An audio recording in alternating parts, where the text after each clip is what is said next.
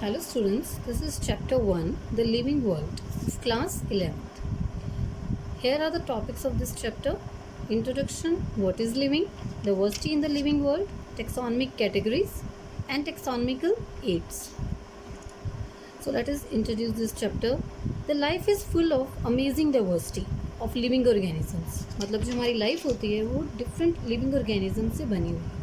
इसमें हम अलग तरह के हैबिटेट्स, लिविंग थिंग्स और नॉन लिविंग थिंग्स देखते हैं. So now discuss what is living. Living means जीना. इसके मेन कैरेक्टरिस्टिक्स हैं growth, reproduction, metabolism, cellular organisation and consciousness. Now let us discuss this one by one. The first one is the growth. Overall increase in mass or size of tissue or organisms. इसका मतलब होता है कि किसी भी tissue या organism में जब भी उसका मास या साइज इंक्रीज करता है ओवरऑल, तो उसको क्या कहते हैं हम? Growth. It is further divided into two types. The first one is the intrinsic growth and extrinsic growth. Intrinsic growth, as the word indicates, in मतलब अंदर. So the growth from inside, वो growth जो अंदर से होती है. And the next one is the intrinsic growth. Ex मतलब out, वो ग्रोथ जो आउटसाइड से होती है, growth from outside. The intrinsic growth is further divided into two types: indeterminate growth and determinate growth.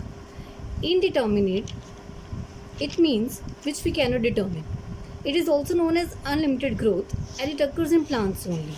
The second one is the determinate growth, that is limited growth, and it occurs in case of animals only. The second one is reproduction. Reproduction, it is a process in which there is a production of new individual or progeny. जब भी कोई new individual produce करता है with the help of the reproduction, उसको हम क्या बोलते हैं? रिप्रोडक्शन.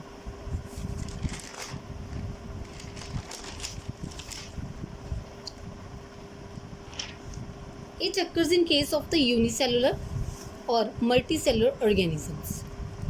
ये यूनिसेलुलर और मल्टीसेलुलर ऑर्गेनिजम्स में होती है. It includes bacteria, fungi, algae etcetera. And multicellular में आ जाते हैं human beings. It is found in any non living, not found in any non living object. किसी भी नॉन लिविंग ऑब्जेक्ट में ये नहीं पाई जाती. Even many living organisms can not reproduce. बहुत सारे ऐसे ऑर्गेनिजम्स हैं जो रिप्रोड्यूस नहीं कर पाते, like sterile human couples and worker बीज. Reproduction is further divided into two types, that is sexual and asexual. Sexual reproduction, in which gametes are formed by meiosis and fertilization. Now what is meiosis here? Meiosis is a type of division that is known as reductional division, जिसमें number कम हो जाता है. And fertilization, it is a process in which two gametes fertilize with each other. Gametes मतलब male gamete and female gamete.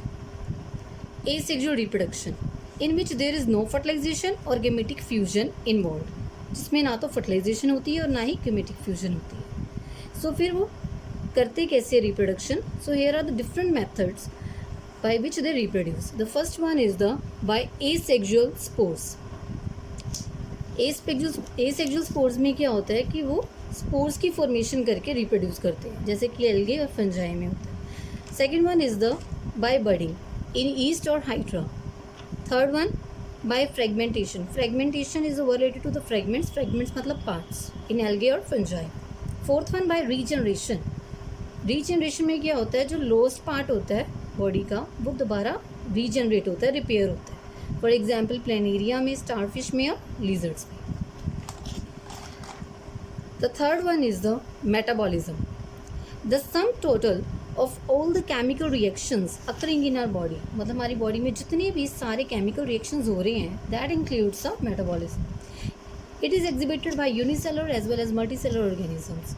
ये दोनों ही ये वाली process show करते हैं, यूनिसेलुलर भी और multicellular. Fourth one is the cellular organisation. Cellular organisation मतलब जो सेल से बने होते हैं. Cell is the basic unit of life. All organisms are composed of cell. जितने भी ऑर्गेनिज्म हैं सब सेल से बने होते हैं. It is further divided into two types, unicellular and multicellular. Unicellular मतलब made of single cell only. Multicellular made of many cells. The fifth one is the consciousness. Conscious, that is ability to sense the surrounding environment and respond to these environment stimuli, is called as consciousness. मतलब हम जो भी environment में होते हैं, present होते हैं, उसको पहले हम सेंस करते हैं, फिर उस अकॉर्डिंग हम रिस्पॉन्ड करते हैं. That is known as consciousness. There is a diversity in the living world. Diversity मतलब भिन्नता, अलग अलग तरह की भिन्नता होती है लिविंग वर्ल्ड में. Number of species that are known and describe range between 1.7 and 1.8 million. मतलब जोन सी रेंज में एनिमल्स, प्लांट्स, कुछ भी लिविंग ऑर्गेनिजम्स प्रेजेंट होते हैं, that is about 1.7 to 1.8 million. The next term is taxonomy. What is taxonomy? It is the study of principles and procedures of classification. Principles मतलब rules, अलग अलग rules बनाए गए हैं और प्रोसीजर्स हैं, मेथड्स हैं प्लांट्स और एनिमल्स को क्लासीफाई करने की, जिससे हम उनकी नेमिंग करते हैं, naming of the living organisms, और फिर हम उनको प्रॉपरली आइडेंटिफाई करते हैं, टू आइडेंटिफाई दैम प्रॉपरली. सो ये जो रूल्स हैं वो अलग अलग ऑर्गेनाइजेशन ने दिए हैं. पहला है ICBN ने, दूसरा ICZN ने. ICBN मतलब international code for botanical nomenclature and ICZN international code for zoological nomenclature. Botanical, that is word related to the botany. Botany includes plants. Zoological, word related to the zoology, that includes animals. Next is binomial nomenclature. Bi means two, nomial मतलब name. Two names दिए जाते हैं उसको. ये किसने करा था? कैरोलिस Linnaeus ने. That is the father of taxonomy. Taxonomy का फादर कहा जाता है क्योंकि इसने नॉमेनक्लेचर दिया था सबसे पहले. It is name with the two parts. The first one is the generic name, जो कि हम जीनस के लिए यूज़ करते हैं, and the second one is the specific name, जो हम स्पीशीज़ के लिए यूज़ करते हैं. So here are the different guidelines with which you can classify them. For example, for the human, its botanical name is Homo sapiens. For mango, it is Mangifera indica. For cat, it is Felis domestica. So here are the guidelines. The first one, it should be in Latin. इसको Latin में लिखना होता है. Second, it is written in italics. Italics में लिखते हैं अगर types होती है तो.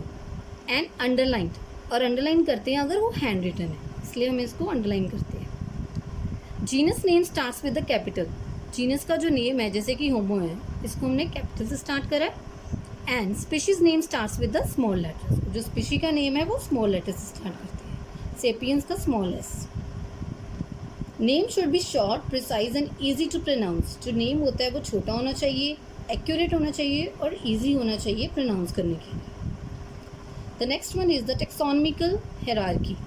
हेरार्की का मतलब होता है ranking.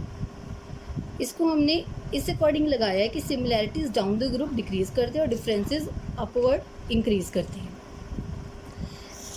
So the first one is kingdom, then phylum, then class, order, family, genus and species.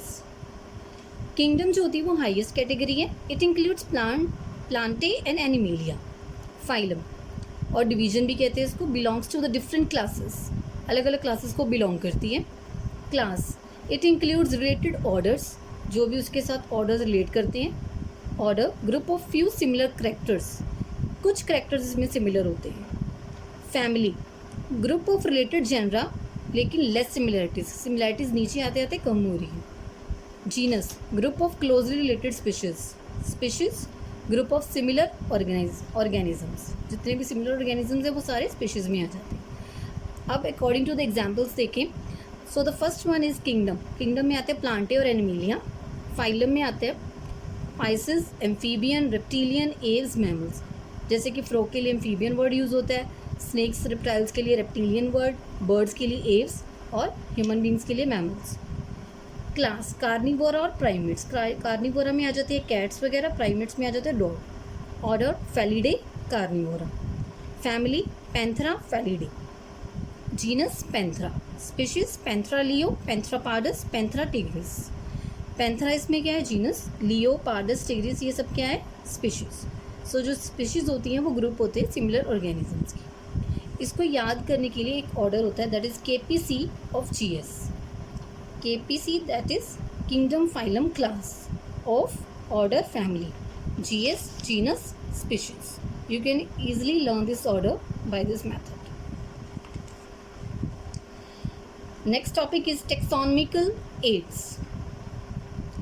Taxonomical aids क्या होती हैं? Procedures और techniques जो हम यूज़ करते हैं to store and preserve the information as well as the specimens को preserve करने के लिए, उनको स्टोर करने के लिए जो भी प्रोसीजर्स और टेक्निक्स यूज़ होते हैं उसको बोलते हैं टेक्सोनॉमिकल एड्स.